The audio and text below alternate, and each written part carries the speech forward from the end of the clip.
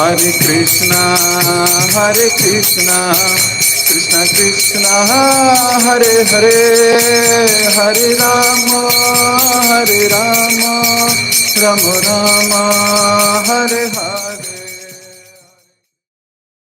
जय जय श्री चैतन्य, जय हो नित्यानंदा,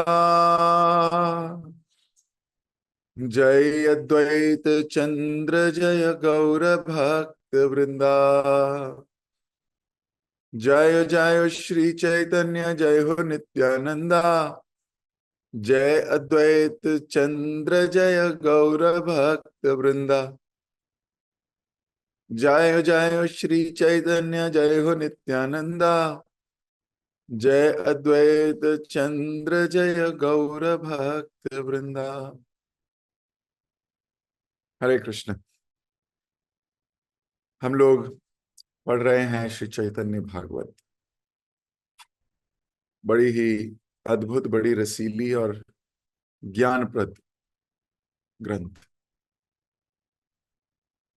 भक्तों के बीच में कैसा आदान प्रदान हो रहा है और कैसा आदान प्रदान होना चाहिए, इस विषय में गुहितम ज्ञान प्रदान करती।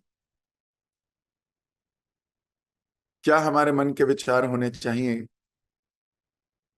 क्या हमारे हृदय की गति, क्या हमारी मति और क्या हमारी रति, इस पर गहन चिंतन, इस पर डायरेक्ट इनडायरेक्ट हर प्रकार से मोटिवेट करती चैतन्य भागवत। कल हमने पढ़ा किस प्रकार मुरारी गुप्त के ऊपर कृपा हुई है। मुरारी गुप्त कितने प्रेम से भगवान को घी के चावल खिला रहा है, और खिला क्या रहा है, चावल खिला रहा है, वो नीचे गिर जाते हैं, फिर उठाता है प्लेट से चावल खिलाता है, उसको लगता है भगवान खा रहे हैं, और उसको लगता क्या भगवान खा रहे हैं, भगवान तो सच्ची में खा रहे हैं।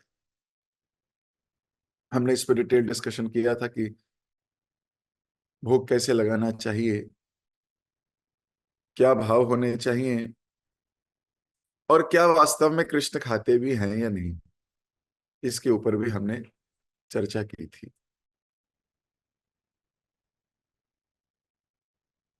भगवान ने अपच का बहाना भी लिया था कि मुझे अपच हो गई, यानी मेरा पेट खराब हो गया है। क्यों?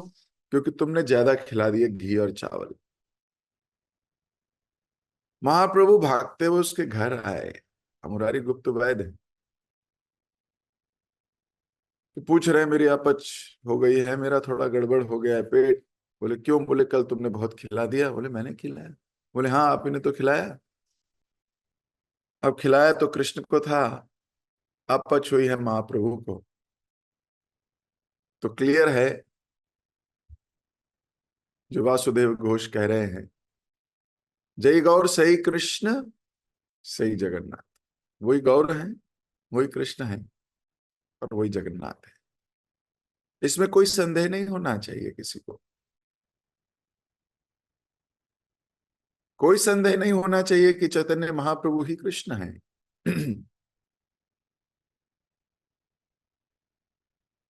यही भगवान है, ये कृष्ण स्वयं है। लेकिन अभी राधा रानी के भाव में, हमने कल रथ यात्रा महोत्सव मनाया।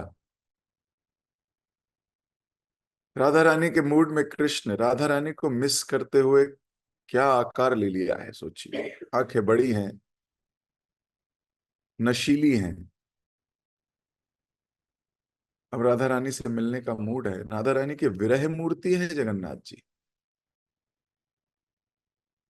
राधा रानी के विरह मूर्ति जगन्नाथ जी, और कृष्ण की विरह मूर्ति महाप्रभु। तो एक कृष्ण के विरह में नाच रहे हैं रथ के सामने, और एक रथ में बैठ के राधा के विरह में बैठे। तो ये दोनों विरह मूर्तियों का मिलन हुआ रथ यात्रा में। एक कृष्ण को मिस कर रहे हैं, राधा रानी के मूड में कृष्ण को मिस कर रहे हैं, कृष्ण सामने खड़े हैं तो सोचिए क्या आंखों से आंसू बह रहे हैं। और एक मिस कर रहे हैं राधा रानी को, तो राधा रानी से मिलने जाने के लिए,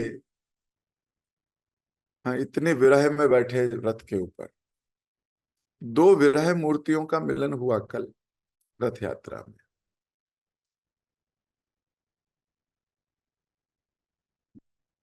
तो महाप्रभु स्वयं कृष्ण हैं। श्री कृष्ण चैतन्य राधा कृष्ण नहीं अन्य। तो कृष्ण को खिला रहे थे और महाप्रभु संतुष्ट हो रहे थे। और संतुष्ट क्या, ये तो अपच भी हो गई। और फिर आके मुरारी गुप्त पे कृपा करी, बोले जल भी तुम्हारे से ही ठीक होगी, हैं? अपच भी तुमने करी है तो ठीक भी तुम ही करोगे। बोले ठीक कैसे होगी? बोले तुम्हारे घर का ही पानी पीऊंगा, तुम्हारा ही पानी पीऊंगा, तभी मेरी ये अपच भी ठीक हो जाएगी।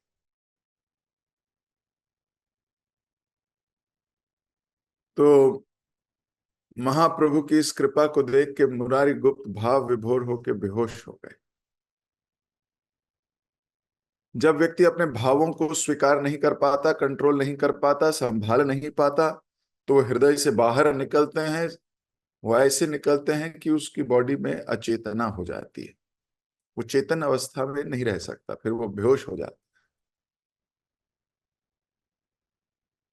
बेहोश होने के कई कारण होते हैं, कई बार तो स्ट्रोक ही है, मेडिकल प्रॉब्लम है।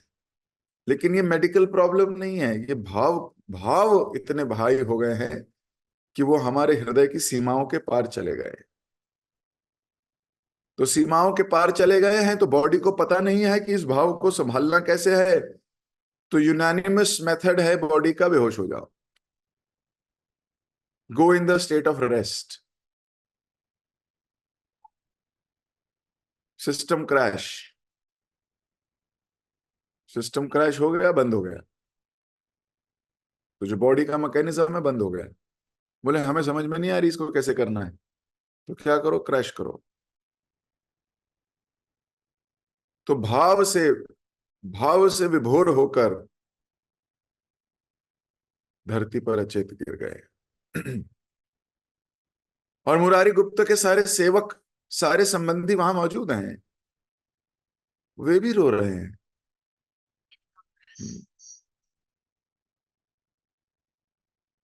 और लिखा गया वैष्णवों के सेवक भी साधारण नहीं होते हैं। जो वैष्णव की सेवा करने आते हैं, उनके सेवक वो भी साधारण नहीं है, वो भी रो रहे हैं। भगवान कृष्ण की सेवा करने के लिए करोड़ों जन्मों की सुकृति चाहिए, लेकिन उनके शुद्ध भक्त की सेवा करने के लिए अरबों जन्मों की सुकृति चाहिए। कृष्ण तो कण कण में है, इसलिए सुलभ है, हर जगह है, कपड़े में भी हैं, घड़ी में भी हैं, चश्मे में भी हैं, कण कण में कृष्ण है। लेकिन वैष्णव कण कण में नहीं है। तो कौन ज्यादा दुर्लभ है?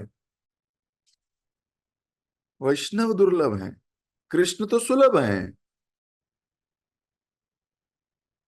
वो तो गर्भोदक्षाई विष्णु के रूप में, कारणोदक्षाई विष्णु के रूप, परमात्मा के रूप में हर जीव के हृदय में। तो कृष्ण तो सुलभ है, वैष्णव सुलभ नहीं है, वैष्णव बहुत दुर्लभ है। तो किसी वैष्णव का संबंधी या वैष्णव का सेवक होना, ये ज्यादा बड़ी उपलब्धि है, ये रेयर है। महाप्रभु जगन्नाथ जी के सम्मुख 4 श्लोक पढ़ा करते थे, उनमें से एक श्लोक की लास्ट लाइन यही है, गोपी भर्तु पद कमलम दास दास दास अनुदास। गोपियों के स्वामी भर्तु यानी कृष्ण, गोपियों के स्वामी गोपी भर्तु पद कमले, उनके चरणों की सेवा करने वाले दास के दास के दास का दास। ये है मेरी आइडेंटिटी। तो जगन्नाथ जी को आइडेंटिटी कार्ड दे रहे थे अपना कि मैं कौन आया हूं आपसे मिलने,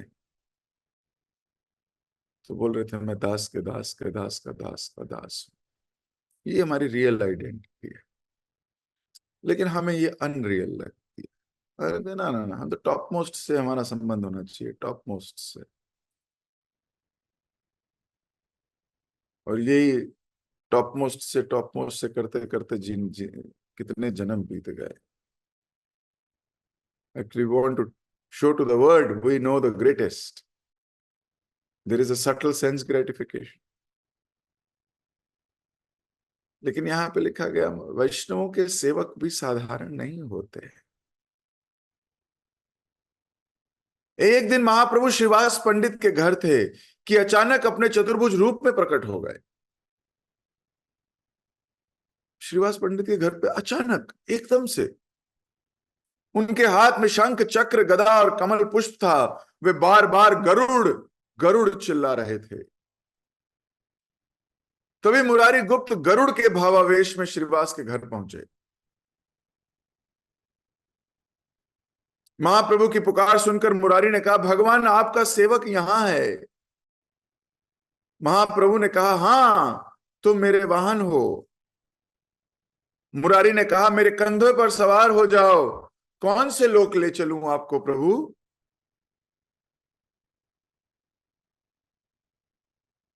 महाप्रभु मुरारी के कंधे पर चढ़ गए और श्रीवास पंडित का घर दिव्य उन्माद से भरी ध्वनियों से गूंज उठा। महाप्रभु को उठाए मुरारी गुप्त तीव्र गति से श्रीवास आंगन में दौड़ने लगे।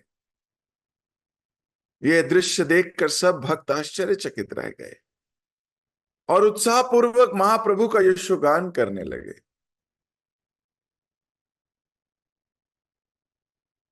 जिन महाभाग्यवान तथा पुण्य आत्माओं ने अनेक जन्मों तक भगवान की पूजा की थी, वे अब उनके परिकर और सेवक बनकर इन अद्भुत लीलाओं को देख रहे थे।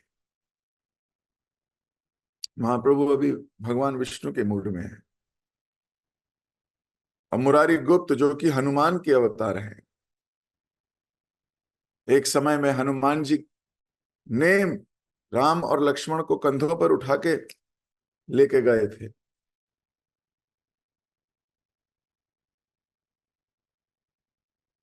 तो गरुड़ का कार्य किया था।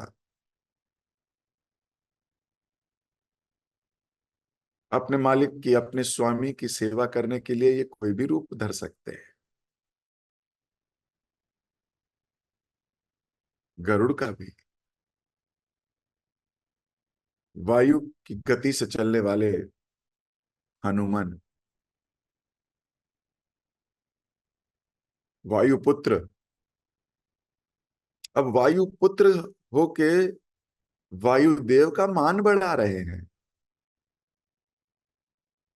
ऐसा नहीं इसमें इनका मान बढ़ रहा है कि देखो वायु के पुत्र हैं, ना ना, ये वायु के पुत्र हैं, इससे वायुदेव का मान बढ़ रहा है।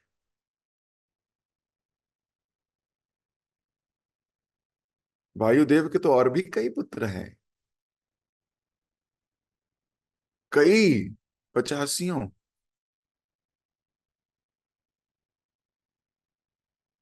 लेकिन हनुमान जी उनमें श्रेष्ठ है।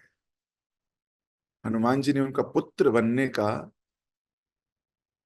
हामी भरी, इससे वायुदेव जो है उनका पूरा पूरा ख्याति उनकी कई गुना बढ़ गई। पर आज गरुड़ के मूड में है, ये वायुपुत्र हनुमान, और बोल रहे बैठो, कहा कौन से लोक में ले चलूं आपको भगवान। वो श्रीवास आंगन में ही घूम रहे हैं, श्रीवास आंगन में ही चक्कर लगा रहे हैं, और सारे भक्त क्या गा रहे हैं, यशोगान गा रहे हैं सबका। कोई एक दुर्बुद्धि जीव नहीं है जो कह रहा है पागल हो गए हो क्या।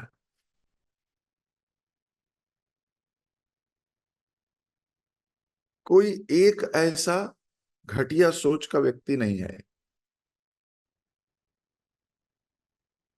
सब के सब यशोगान कर रहे हैं। वो तो खो गए हैं, वो this is their life, they have understood and they are glorifying.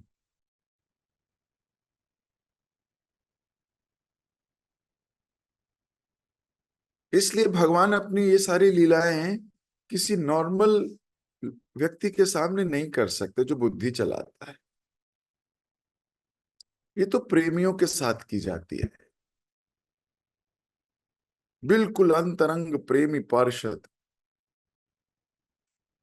पार्षद का क्या अर्थ होता है, परिकर, परिषद, पार्षद। परि का अर्थ होता है निकट, और शद का अर्थ होता है बैठना। परिषद या पार्षद, जो बहुत निकटतम हो और जिसको आपके साथ बैठ के बहुत मजा आता हो, बहुत आनंद होता हो।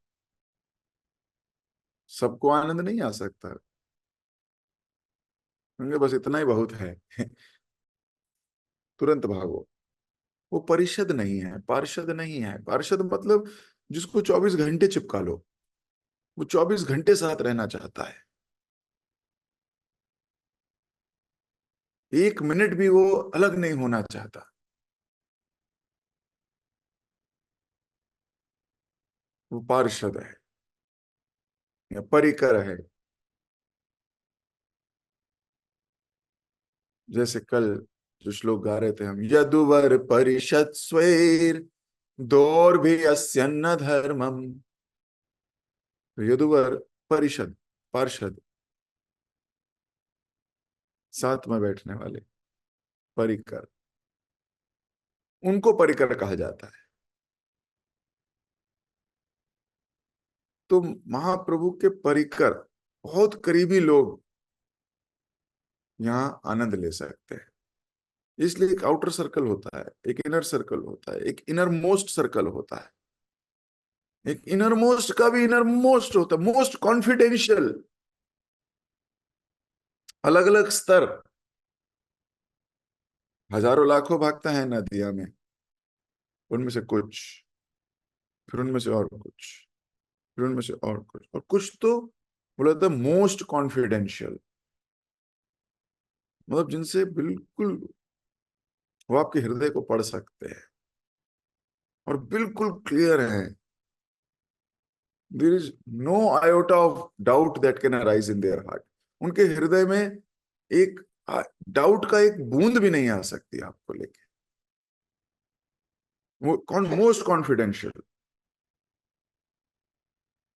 अभी वही सब वो लीलाएं देख रहे हैं कुछ लोग हैं। आनंद पूर्वक भक्तगण अन्य लोगों को ये लीलाएं सुनाया करते, परंतु पापी और नास्तिक लोगों को इन पर विश्वास नहीं। अब जो भक्त है उससे पता है, मच्चिता मद्गता प्राणा बोधयंती परस्परम कथयंती च माम नित्यम तुष्यंती च रमंती च। अब भक्त लोग रात को ये लीलाएं देखते, महाप्रभु कैसे गरुड़ पे सवार होके डांस कर रहे हैं, इधर उधर भाग रहे हैं। वाह, हमारे महाप्रभु की जय। जब वो ये लीला किसी को सुनाते, सुना कल तो मेरे साथ बहुत अद्भुत हुआ।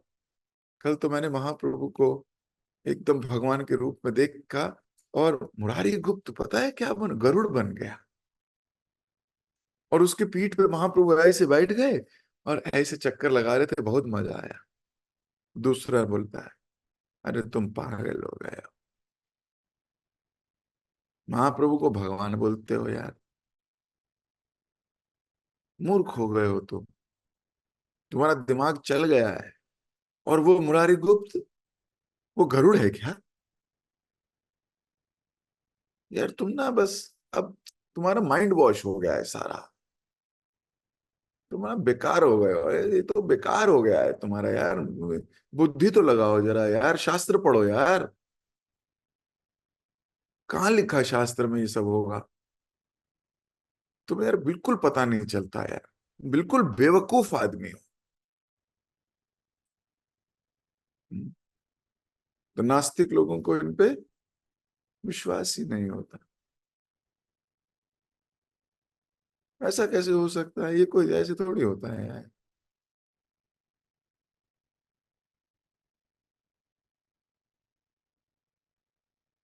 तो इसीलिए उपदेशामृत में रूप गोस्वामी ने लिखा है,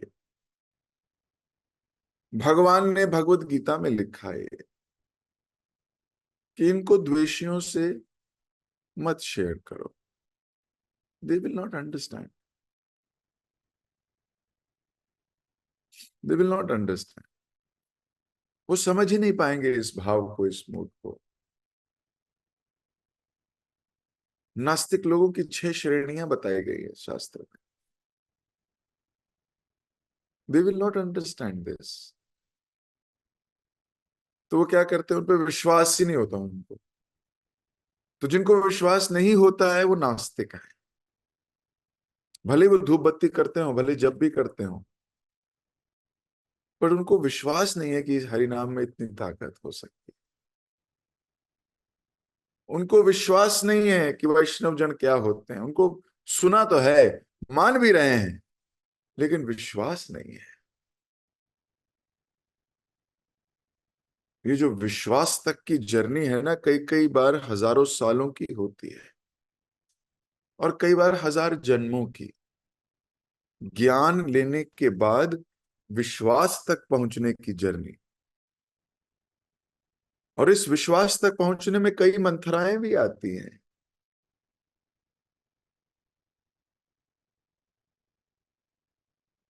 एक मंथरा को तो हमने अपने हृदय में वैसे ही बिठाया हुआ, जिसका नाम है मन। वो विश्वास होने भी नहीं देता।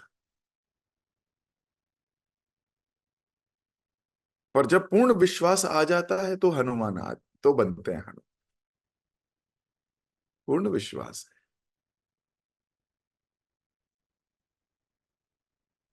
और ये सब परिकर महाप्रभु का यशोगान गाते थे, कल महाप्रभु ने ये किया।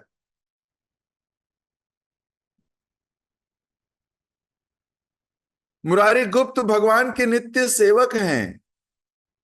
नित्य सेवक का मतलब समझते हो? हमेशा सेवक। और भगवान के प्रत्येक अवतार में उनके साथ आते हैं। जब जब भगवान आएंगे, ये भी उनके साथ आएंगे। अपने भाव आवेश से बाहर आकर महाप्रभु मुरारी गुप्त के कंधे से उतर गए। मुरारी ने भी गरुड़ के भाव को समेट लिया। अभी दोनों अपनी अपनी आर्टिफिशियल कॉन्शियसनेस,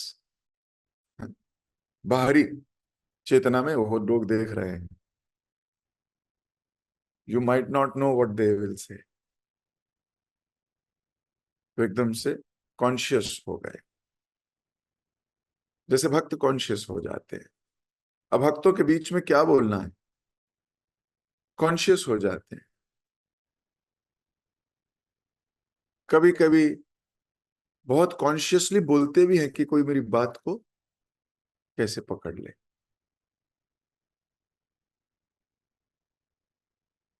क्यों? क्योंकि दिव्य परिकरों के यहाँ अपने क्लोज एसोसिएशन में नहीं, बाहरी एसोसिएशन भी है। समेट लिया उन्होंने अपने अपने भाव को। एक दिन मुरारी गुप्त महाप्रभु के पूर्व अवतार श्री रामचंद्र की लीलाओं का चिंतन कर रहे थे। अब भक्त कितने अच्छे होते हैं, सोचो बैठ के किसी लीला का चिंतन करते हैं। हम किसका चिंतन करते हैं सोचिए। बैठ के क्या चिंतन करते हैं, कितना पैसा हो गया, कितना और बचा है, कौन सा ऑर्डर आया है, किस जगह से ऑर्डर नहीं आया, ऑफिस में क्या बोलेंगे, बॉस क्या कहेंगे, उनके साथ कैसा मेरे को करना है, आज जाके क्या काम होगा, मेरी सैलरी आई कि नहीं आई, आएगी तो कहाँ खर्चा होगी। आ चिंतन समझिए।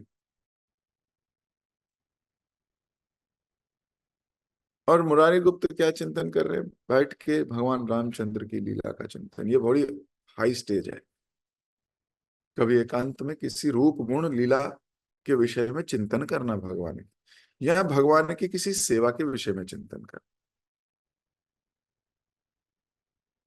अब भगवान की सेवा वो जो गुरु के माध्यम से मिली हो, जो खुद ही सेवा लेके बोल दिया हो मैं भगवान की सेवा कर रहा हूं, वो सेवा नहीं है।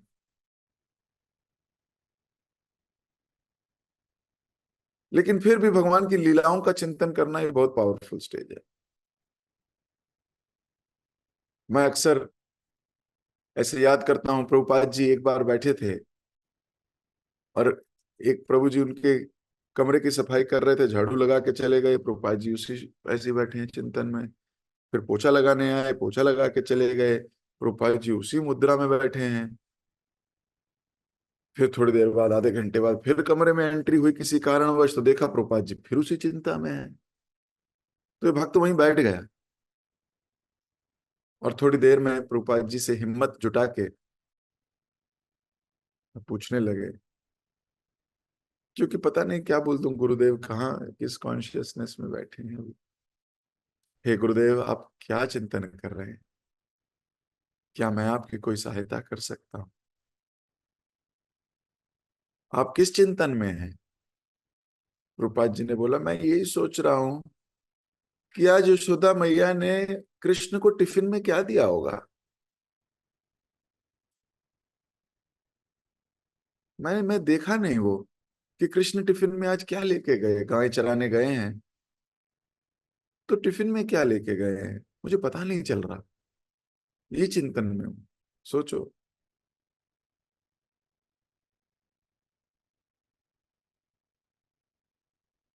हमारी चिंतन में तो कभी कृष्ण ऐसे आते नहीं कि आज मैं थोड़ा गोवर्धन लीला के विषय में सोचता हूँ, भगवान कितने दयालु हैं, आज मृद भक्षण लीला के विषय में थोड़ा चिंतन करता हूँ।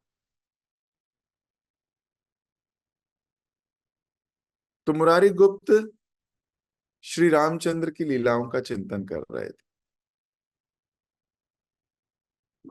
और सोच रहे थे मैं भगवान की लीला को समझ नहीं सकता।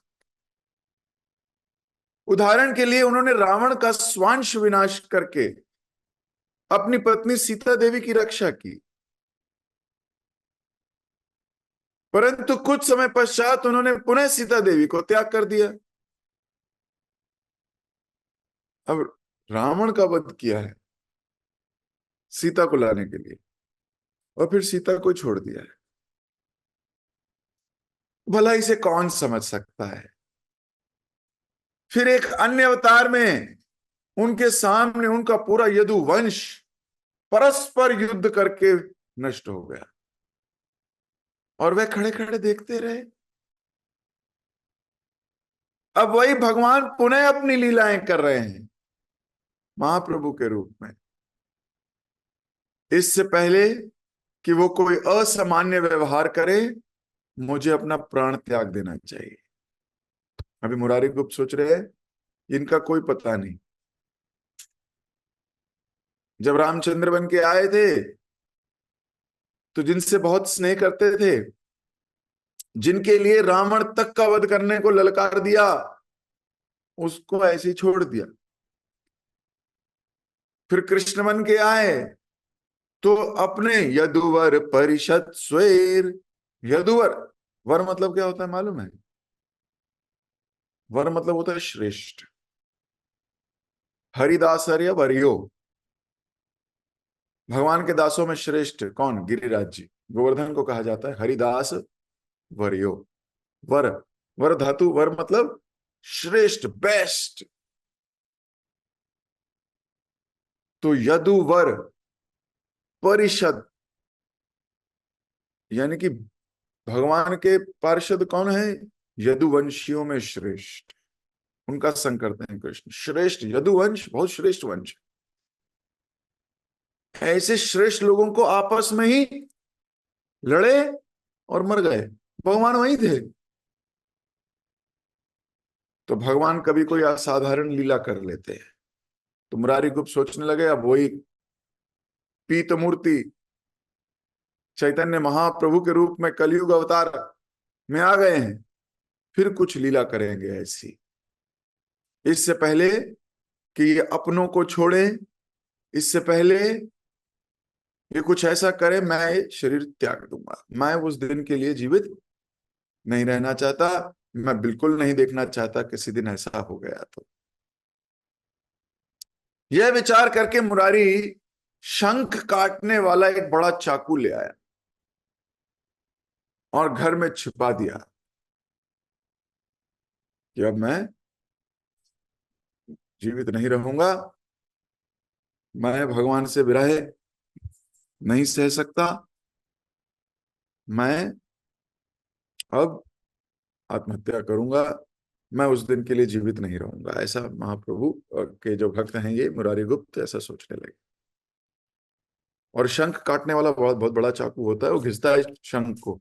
आप कभी पुरी जाओ या द्वारिका जाओ, आप वहां देखोगे शंख मिलते हैं, तो शंख काटने वाले के पास है ना धातु का एक बहुत लंबा सा नाइफ टाइप होता है। ये उनको ला के घर में रख दिया इन्होंने। मैं वो दिन नहीं देखना चाहता कि महाप्रभु कोई ऐसी लीला करे जो असाधारण प्रतीत हो, झेल ना पाए हम। तो जैसे ही चाकू ला के घर में रखा छुपा के, वैसे ही समय हो गया आज की क्लास का। अभी बाकी की लीला कल सुनेंगे कि उस चाकू का क्या हुआ। क्या चाकू एक भक्त के शरीर पे चला? क्या उस चाकू की इतनी हिम्मत कि वो एक भक्त के शरीर को छू सके? क्या महाप्रभु सही समय पे पहुंच के चाकू और भक्त के मिलन को रोक पाएंगे? क्या मुरारी गुप्त अपने मन के विचारों को बदलेगा? इस विषय में हम चर्चा करेंगे कल। जगत गुरु शिल प्रभुपाद की जय, श्री चैतन्य भागवत की जय, आप सभी गौर प्रेमी भक्तों की जय। हरे कृष्ण। किसी भक्त का कोई प्रश्न या कोई टीका या कोई टिप्पणी? ठीक है, तो फिर मिलेंगे।